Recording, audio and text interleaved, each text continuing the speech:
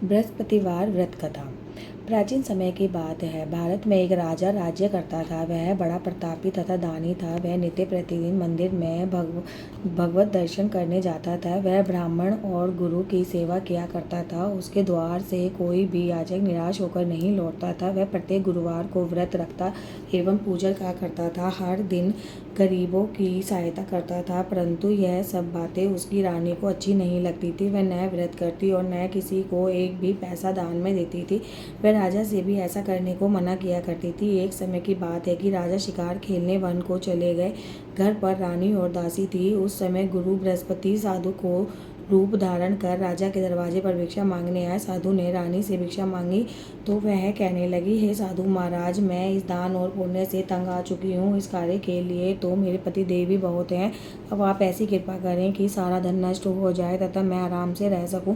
साधु रूपी बृहस्पति देव ने कहा, हे देवी, तुम बड़ी विचित्र हो। संतान और धन से तो कोई दुखी नहीं होता है, इसको सभी चाहते हैं। पापी भी पुत्र और धन की इच्छा करता है। अगर तुम्हारे पास धन अधिक है तो भूखे मनुष्य को भोजन कराओ, प्याऊ लगवाओ, ब्राह्मणों को दान दो, धर्मशालाएं बनवाओ, कुआं, तालाब, बावड़ी, बगीचे आदि का निर्माण कराओ तथा निर्धनों की कुंवारी कन्याओं का विवाह कराओ। साथ ही यज्ञ कराओ। इस प्रकार के कर्मों से आपके कुल का और आपका नाम परलोक में भी सार्थक होगा एवं तुम्हें भी स्वर्ग की प्राप्ति होगी। परंतु रानी साधु की इन बातों से खुश नहीं हुई। उसने कहा, हे साधु महाराज, मुझे ऐसे धन की आवश्यकता नहीं जिसको मैं अन्य लोगों को दान देती फिरूं तथा जिसको रखने में संभालने में मेरा सारा समय नष्ट हो जाए। साधु ने कहा, हे देवी, यदि तुम्हारी यही इच्छा है तो मैं तुम्हें बताता हूँ, तुम वैसा ही करना। बृहस्पतिवार के दिन घर आंगन को गोबर से लीपना, अपने केशों को पीली मिट्टी से धोना, केशों को धोते समय स्नान करना, राजा से भी हजामत बनाने के लिए कहना, भोजन में मांस मदिरा खाना, कपड़ा धोबी के यहाँ धुलने देना। इस प्रकार 7 बृहस्पतिवार करने से तुम्हारा सारा धन नष्ट हो जाएगा। यह कहकर साधु महाराज वहाँ से बृहस्पति देव अंतर्ध्यान हो गए। रानी ने साधु के कहने के अनुसार 7 बृहस्पतिवार तक वैसा ही करने का विचार किया। साधु के बताए अनुसार कार्य करते हुए केवल 3 ही बृहस्पतिवार बीते थे कि उसकी समस्त धन संपत्ति नष्ट हो गई। भोजन के लिए दोनों समय परिवार तरसने लगा तथा सांसारिक भोगों से भी दुखी रहने लगा। तब राजा रानी से कहने लगा कि हे रानी, तुम्हारे यहाँ पर रहो, मैं दूसरे देश को जाता हूँ, क्योंकि यहाँ पर मुझे सभी पर मनुष्य जानते हैं, इसलिए मैं यहाँ पर कोई काम नहीं कर सकता। मैं अब प्रदेश जा रहा हूँ, वहाँ कोई काम धंधा करूँगा, शायद हमारे भाग्य बदल जाए। ऐसा कहकर राजा प्रदेश चला गया। वहाँ जाकर जंगल से लकड़ी काटकर वह शहर में बेचता, इस तरह जीवन व्यतीत करने लगा। इधर राजा के बिना रानी और दासी दुखी रहने लगे। किसी दिन भोजन मिलता और किसी दिन जल पीकर ही रह जाती। एक समय रानी और दासी को 7 दिनों तक भोजन नहीं किया और वह पानी पीकर ही सो जाती थी।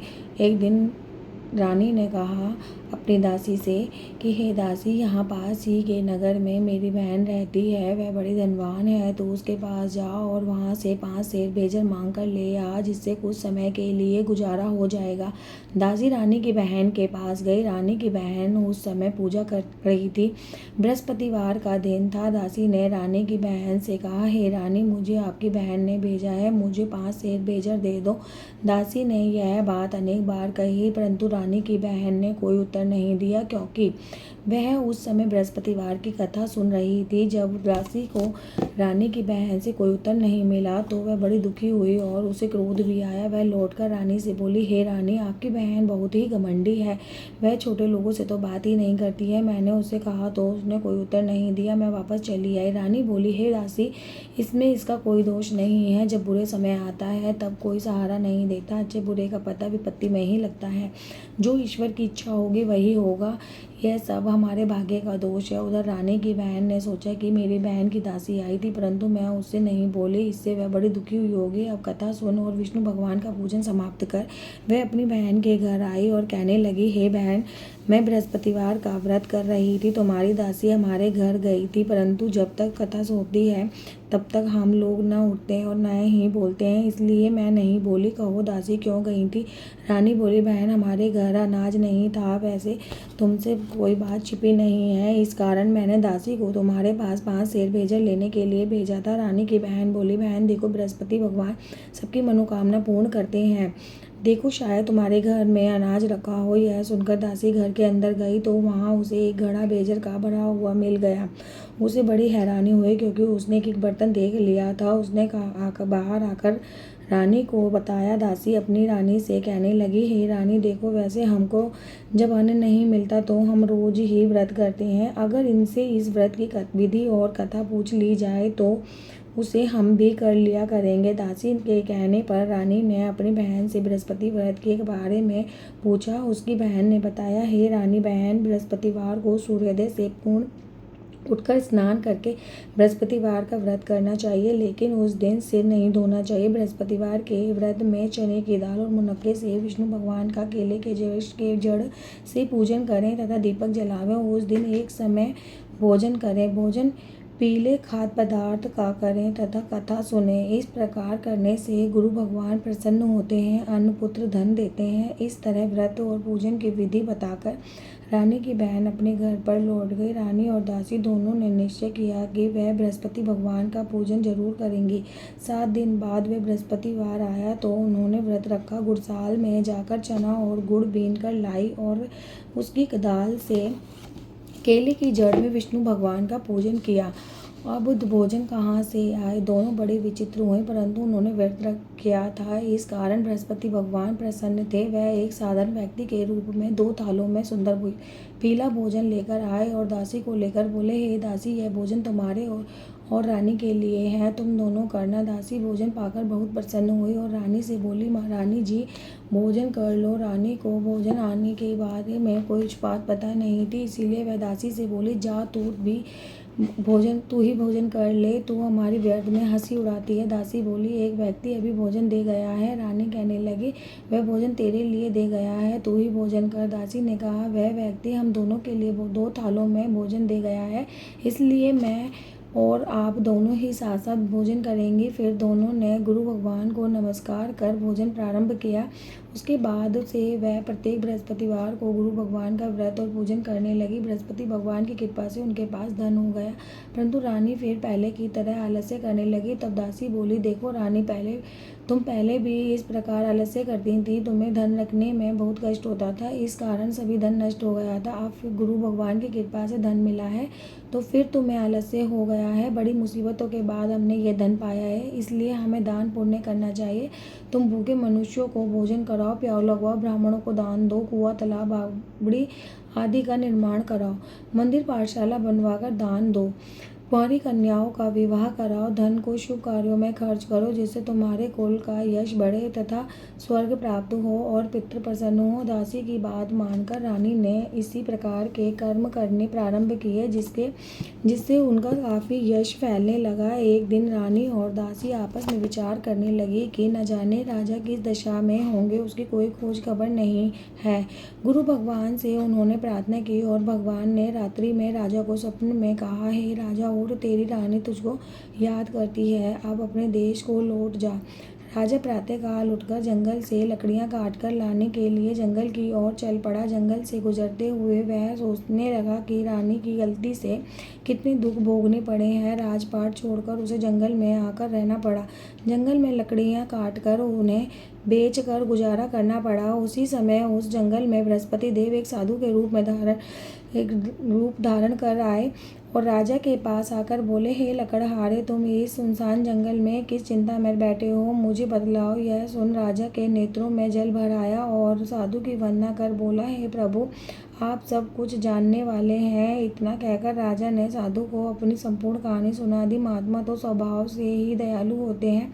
वे राजा से बोले, हे राजा, तुम्हारी पत्नी ने बृहस्पति देव के प्रति अपराध किया था, जिसके कारण तुम्हारी यह दशा हुई है। अब तुम किसी प्रकार की चिंता मत करो, भगवान तुम्हें पहले से अधिक धन देंगे। देखो, तुम्हारी पत्नी ने बृहस्पतिवार का व्रत करना प्रारंभ कर दिया है। अब तुम बृहस्पतिवार का व्रत करके चने की दाल व गुड़ और चने जल को लोटे में डालकर केले के पत्ते से भगवान विष्णु का पूजन करो, फिर कथा सुनो या कहो, भगवान तुम्हारी सब मनोकामना पूर्ण करेंगे। साधु को प्रसन्न देखकर राजा बोला, हे प्रभु, मुझे लकड़ी बेचकर इतना पैसा भी नहीं बचता जिससे भोजन करने के उपरांत कुछ बचा सकूं। मैंने रात्रि में अपनी रानी को व्याकुल देखा है। मेरे पास कोई साधन नहीं है जिससे समाचार जान सकूं। फिर मैं बृहस्पति की कौन सी कहानी कहूँ या सुनूं, मुझको तो कुछ भी मालूम नहीं। साधु ने कहा, हे राजा, तुम किसी बात की चिंता मत करो। बृहस्पतिवार के दिन तुम रोजाना की तरह लकड़ियाँ लेकर शहर में जाना।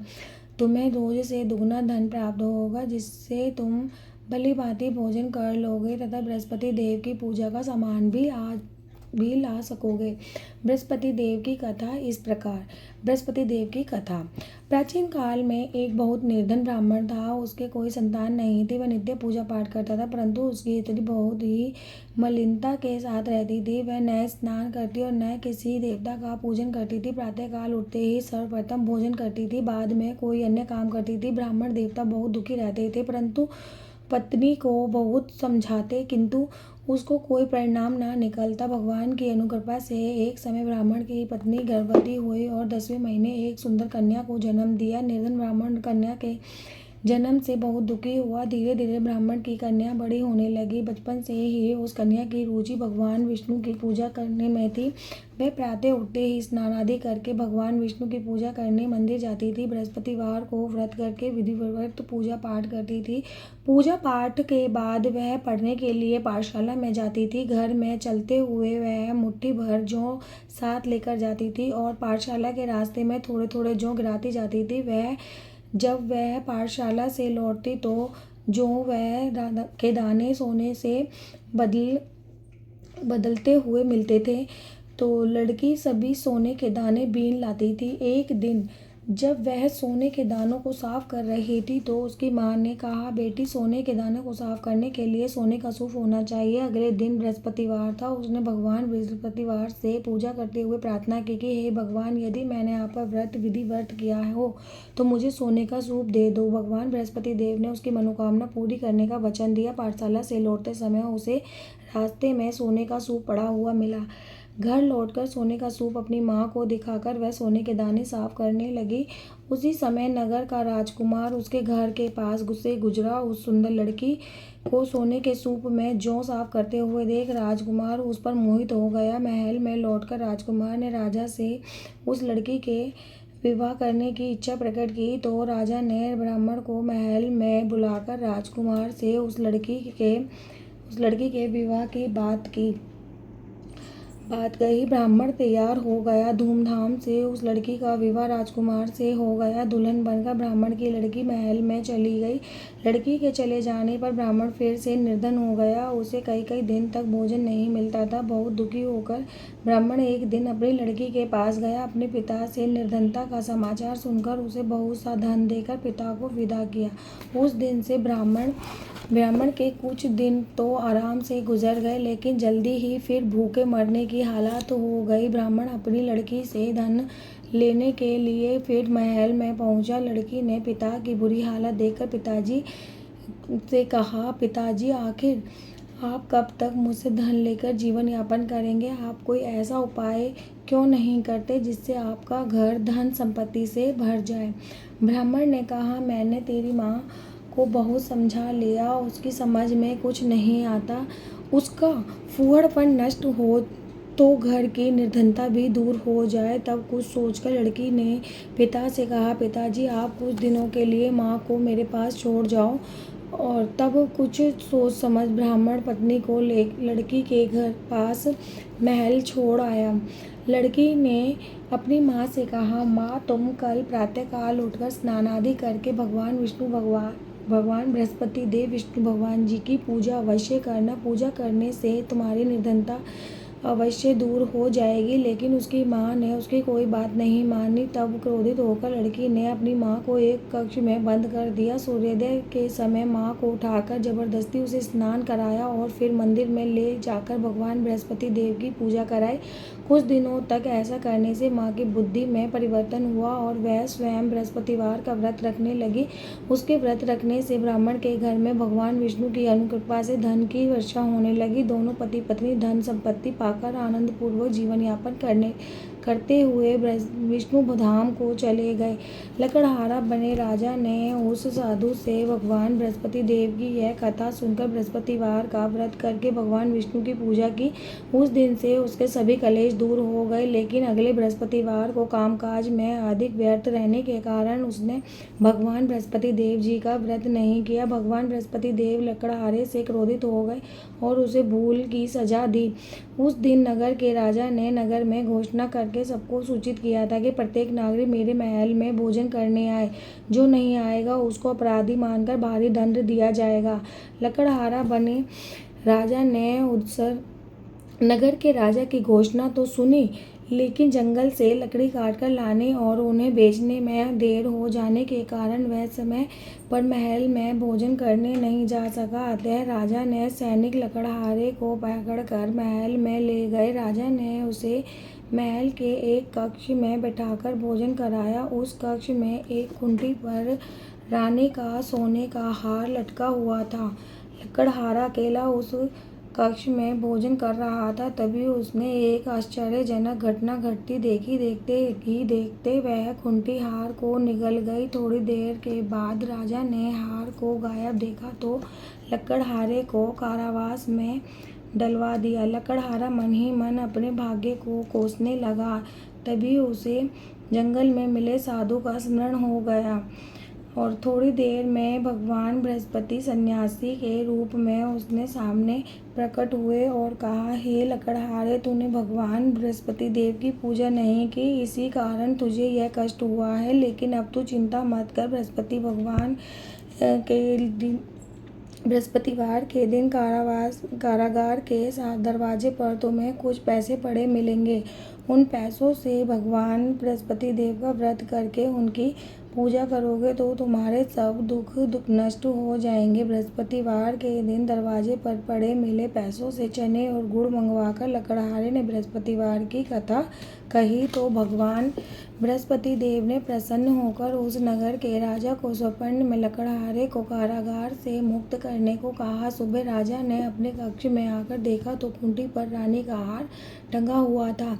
राजा ने लकड़हारे को मुक्त कर दिया और उसे धन और आभूषण देकर विदा किया। लकड़हारा बना राजा उस नगर से चलकर अपने नगर में पहुंचा तो उस नगर में कुएं, धर्मशाला, बाग बगीचे देखकर बहुत प्रसन्न हुआ। राजा ने किसी से पूछा, यह कुएं, धर्मशालाएं किसने बनवाए हैं? सबने उसे बताया कि यह सब रानी और उसकी दासी ने बनवाए हैं। राजा महल में पहुंचा तो रानी ने उसका भव्य स्वागत किया। तब राजा ने निश्चय किया कि सप्ताह में एक बार तो सभी बृहस्पति देव का व्रत तथा पूजन करते हैं, परंतु मैं प्रतिदिन व्रत किया करूंगा तथा दिन में 3 बार कथा कहा करूंगा। अब राजा हर समय दुशाले में चने की दाल बांधे रहता तथा दिन में 3 बार बृहस्पति देव की कथा करता। कुछ दिनों के बाद राजा को अपनी बहन की याद आई। एक दिन घोड़े पर सवार होकर राजा अपनी बहन से मिलने चल दिया। अभी राजा नगर के बाहर पहुंचा ही था कि उसने कुछ लोगों को एक शव को ले जाते हुए देखा। राजा को स्मरण हो गया कि आज उसने किसी को बृहस्पति देव की व्रत की कथा नहीं सुनाई। राजा ने उन लोगों को रोककर कहा, भाइयों, आप शव को ले जाने से पहले मुझसे बृहस्पतिवार की कथा सुन ले। लोगों ने राजा पर क्रोधित होते हुए कहा, तुम पागल तो नहीं हो? लेकिन कुछ बड़े बूढ़ों लोगों ने कहा, अच्छा भाई, साथ में चलते चलते तुम अपनी कथा भी सुना लो। राजा ने चलते हुए आधी कथा ही सुनाई थी कि शव हिलने लगा। राजा के पूरी कथा सुनाते ही शव उठकर बैठ गया। लोगों ने हैरानी से दांतों तले उंगली दबाई और अगले बृहस्पतिवार से भगवान बृहस्पति देव का व्रत करने व कथा सुनने का निश्चय कर लिया। अब घोड़े पर सवार राजा चलते हुए एक किसान के पास पहुंचा। किसान अपने खेत में हल चला रहा था। राजा ने कहा, अरे भाई, मुझसे बृहस्पति भगवान की कथा सुन लो। किसान झुंझलाकर बोला, अरे भाई, देख नहीं रहे कि जितनी देर तक तुम्हारी कथा सुनूंगा उतनी देर में तो पूरे खेत में हल चला लूँगा। राजा निराश होकर चलने लगा। तभी किसान के बैल लड़खड़ाकर जमीन पर जा गिरे। किसान के पेट में जोरों से दर्द होने लगा। उस किसान की पत्नी जब खाना लेकर आई तो उसने किसान से इस बारे में पूछा। किसान ने घुड़सवार की पूरी कहानी सुनाई। किसान की पत्नी दौड़ती हुई गई। और राजा के पास पहुंची और पहुंचकर हाथ जोड़कर बोली, भैया मैं तुम्हारी कथा सुनने को तैयार हूँ। राजा ने उसके साथ खेत पर पहुंचकर बृहस्पतिवार की कथा सुनाई। तभी बैल उठकर खड़े हो गए। किसान के पेट का दर्द भी तुरंत ठीक हो गया। राजा अपनी बहन के घर पहुंचा तो उसकी बहुत आओ भगत हुई। अगले दिन सुबह उठकर राजा ने देखा घर के सभी लोग भोजन कर रहे हैं। किसी भूखे को बृहस्पतिवार की कथा सुनाए बिना राजा भोजन नहीं करता था। उसने बहन से कहा, बहन क्या घर में कोई ऐसा व्यक्ति है जिसने अभी भोजन नहीं किया हो? उसकी बहन बोली, भैया हमारे घर में तो क्या आपको पूरे नगर में ऐसा व्यक्ति नहीं मिलेगा जिसने सुबह सुबह भोजन नहीं किया हो। तब राजा ने बहन के घर से निकलकर उस नगर में बिना भोजन किए व्यक्ति की तलाश की। एक गड़रिये के घर में उसका बेटा बीमार होने के कारण भूखा रह गया। राजा ने उसको जाकर बृहस्पतिवार की कथा सुनाई। कथा सुनते सुनते गड़रिये का बेटा ठीक हो गया और सबने राजा की बहुत प्रशंसा की। एक दिन राजा ने अपनी बहन से कहा, बहन अब हम अपने घर जाना चाहते हैं, तुम भी हमारे साथ चलो, कुछ दिन वहाँ रहकर लौट आना। राजा की बहन ने अपनी सास से पूछा तो सास ने ताने देते हुए कहा, बहू मायके जाना तो अकेली जाना, मेरे पोतों को नहीं लेकर जाना। तुम्हारे भाई के कोई संतान नहीं है, कहीं तुम्हारी भाभी मेरे पोते पर कोई जादू टोना ना कर दे। दूसरे कक्ष में बहन की सास की बातें सुनकर राजा दुखी मन से अकेला ही अपने नगर को लौट गया। रानी ने राजा से कहा, आप तो अपनी बहन को साथ लाने की कहकर गए थे, फिर बहन को साथ क्यों नहीं लाए? तब राजा ने दुखी होते हुए कहा, रानी हम निसंतान हैं, इसलिए कोई हमारे पास आना नहीं पसंद करता। रानी ने राजा को समझाया, हे प्राणनाथ, हमें बृहस्पति देव ने सब कुछ दिया है, अब भगवान बृहस्पति देव हमें संतान भी अवश्य देंगे। बृहस्पतिवार को विधि व्रत करते हुए राजा रानी ने भगवान बृहस्पति देव से संतान के लिए प्रार्थना की। कुछ दिनों के बाद उन्होंने स्वप्न में दर्शन देते हुए कहा, हे राजन, तेरी मनोकामना अवश्य पूरी होगी। एक सप्ताह बाद ही रानी गर्भवती हो गई। 10वें महीने रानी ने एक सुंदर पुत्र को जन्म दिया। राजा रानी जीवन प्रयत्न बृहस्पतिवार का व्रत करते रहे। उनके घर में धन की वर्षा होती रही। इस तरह आनंद पूर्वक जीवन यापन करते हुए राजा रानी भगवान बृहस्पति देव की अनुकृपा से मोक्ष को प्राप्त करके सीधे वैकुंठ धाम पहुंच गए। बृहस्पतिवार को विधिव्रत करते जो स्त्री पुरुष भगवान विष्णु की पूजा करते हैं, भगवान उनकी सभी मनोकामना पूर्ण करते हैं। बोलो बृहस्पति भगवान की जय, बोलो विष्णु भगवान की जय।